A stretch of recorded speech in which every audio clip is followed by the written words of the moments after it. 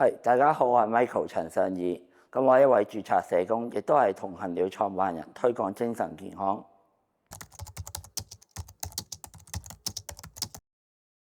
家庭上面咧，其實都會經常會遇到溝通上嘅問題啦，父母唔明白你啊，咁呢個可能係世代都會遇到嘅狀況嚟嘅。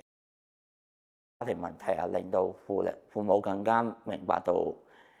大家嘅狀況咧，咁其實都可以有個溝通嘅時間，每個星期每日咁樣啦，可能10至15分鐘去講自己嘅狀況係如何啊，有啲咩感受，咁其實都會慢慢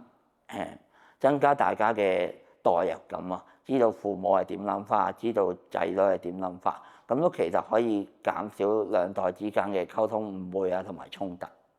如果你有情緒困擾，甚至乎打算有自殺嘅行動嘅話，咁我會建議你去打防止自殺熱線23820000。